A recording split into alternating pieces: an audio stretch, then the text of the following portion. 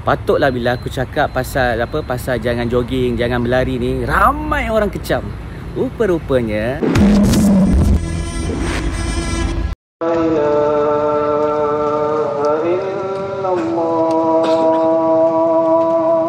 yang kecam tu, mereka ni ada group. Mereka ni ada satu company yang nak buat event ni. Dia akan bagi tahu, kita pergi serang Mamat ni, supaya larian kita ni tak ramai orang datang. Okey, rupanya ada udang di sebalik mi hailam. Oh, Masya Allah. Demi kebatilan, demi kerosakan umat, Allah sanggup buat macam tu. Disebabkan takut korang punya event-event tak ramai orang datang. Bila aku cakap macam tu, sebab memang aku tak nak suruh orang datang. Sebab banyak dia. Sebab kita tahu dah Standard Chartered. Standard Chartered ni siapa? Bank-bank ni siapa yang buat? Yahud dan Nasara. Yahudi, Nasara. Mereka ni takkan sesekali mereka akan reda dengan orang Islam. Percayalah, Nabi SAW pun mereka perangi. Apatah lagi kita umat dia. Lepas tu orang-orang yang suka berlari, ikut hawa nafsu, pergilah komen dekat tempat aku. Sebab apa? Terkesan dengan orang-orang yang komen. Sedangkan mereka ni adalah keyboard warrior. Orang dah bagi nasihat dah. Itu memang zaman ni, zaman yang benar nampak salah, yang salah nampak benar. Itulah dia. La tattabi'unna sunana man qablakum shibran bi shibrin wa zira'an bi zira'in. Inilah zaman dia. Aku dah cakap dah, jangan lari, jangan jogging. Tapi itulah degil. Aku dah cakap dah, ini jogging, larian ni, dia akan pergi kepada scam. Okey? Contoh larian-larian yang mereka buat, event-event yang mereka buat ni, dia adalah satu scam. Salah satunya, korang yang pergi jogging, pergi buat larian kepada event-event Standard Chartered, event-event Penang Bridge. Korang tahu tak siapa sponsor diorang ni? Standard Chartered. Seperti mana kau tahu? Korang yang join, korang yang masuk, korang adalah orang-orang yang support kepada riba. Korang support kepada orang-orang yang Allah Subhanahu Wa Ta'ala laknat. Allahu Akbar. Lepas tu Penang Bridge ni korang kena tahu pula siapa sponsor dia. Sponsor dia adalah Toto. Kan pusat perjudian. Korang pergi support, korang pergi buat larian. Aku dah bagi tahu banyak dah benda fakta-fakta.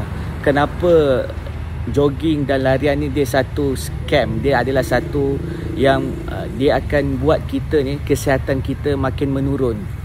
Pergilah kepada brisk walk, ataupun untuk mudah faham, jalan secara laju. Itu lebih terbaik.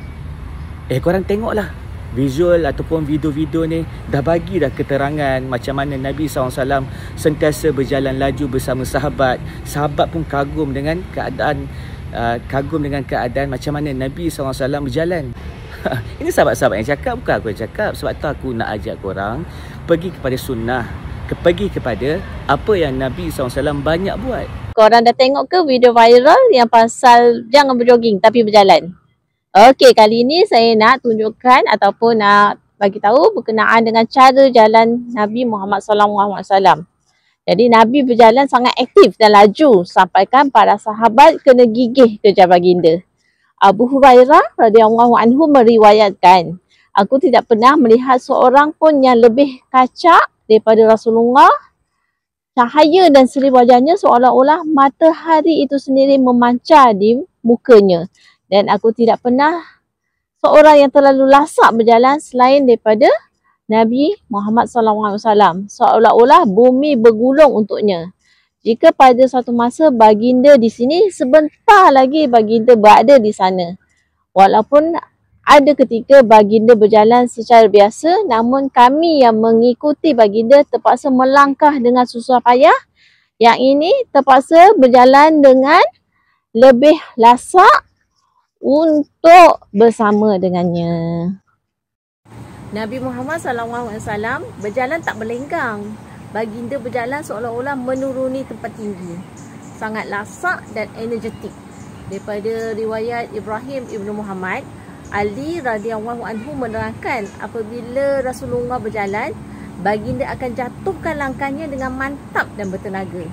Apabila berjalan, Nabi akan membiarkan para sahabatnya mendahului baginda.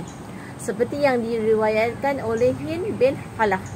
Apabila baginda SAW berjalan di kalangan sahabat-sahabat, baginda SAW tidak akan mendahului mereka. Okey, kenapa Rasulullah SAW berjalan di belakang dan bukan di hadapan sahabat, sedangkan baginda adalah ketua mereka? Ada 4 sebab. Yang pertama, Nabi SAW tidak berjalan di hadapan sahabat-sahabatnya disebabkan sifat tawadu yang dimiliki baginda. Berjalan di hadapan orang lain, amalan orang yang angkuh dan ujub sebagai tanda kemuliaan, taraf dan juga maruah mereka. Yang kedua, sebabnya Nabi SAW juga lebih gemar berjalan di belakang untuk memudahkan baginda membantu sahabat yang memerlukan pertolongan seperti tertinggal barang. Yang ketiga, Al-Amah Baijuri menyatakan malaikat-malaikat sentiasa berjalan di belakang Rasulullah. Oleh itu, baginda membiarkan sahabat-sahabat berjalan di hadapan. Dan yang keempat, Nabi SAW seorang pembimbing yang pengasih. Apabila berada di belakang baginda, baginda dapat melihat kesalahan dan kekurangan yang dilakukan oleh sahabat lalu membetulkannya. Alhamdulillah, jom kita perbanyakkan berjalan, bukannya berlari ataupun berjoging. Ni nak cerita pasal Nabi SAW bersama Sayyidatina Aisyah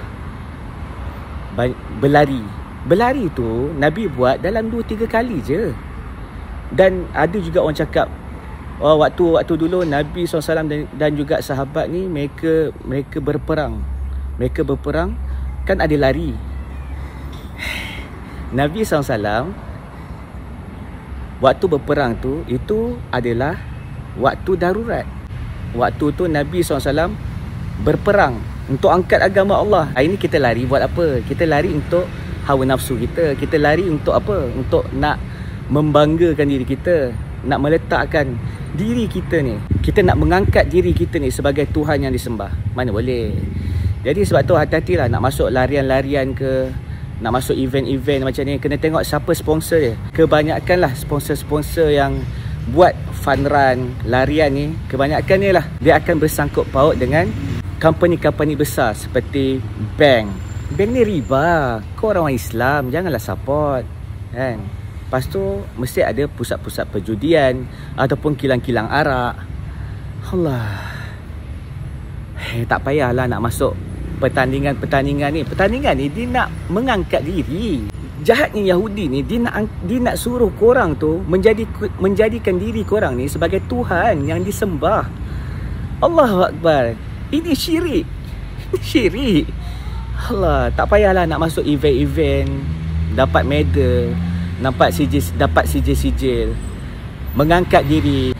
Kita hidup atas muka bumi ni untuk apa? Kita hidup untuk Allah, untuk mengangkat Allah. Allah saja boleh diangkat. Allah saja yang patut kita puji. Kita bukan nak puji makhluk. Kita nak mengangkat Allah. Kita nak mensucikan diri ni. Kita kena jadi orang-orang yang bela agama Allah. Kita buatlah sesuatu. Kita berjalan untuk apa? Untuk mengangkat agama. Kita buat sesuatu untuk angkat agama. Hari ni kita buat sesuatu hanya kerana hawa nafsu, hanya kerana untuk kesihatan diri kita, bukan untuk Allah. Bukan untuk Allah. Kita buat kerana Allah, bantu Allah, bantu agama Allah. InsyaAllah. La ilaha illallah Muhammadur Rasulullah. Ini baru betul.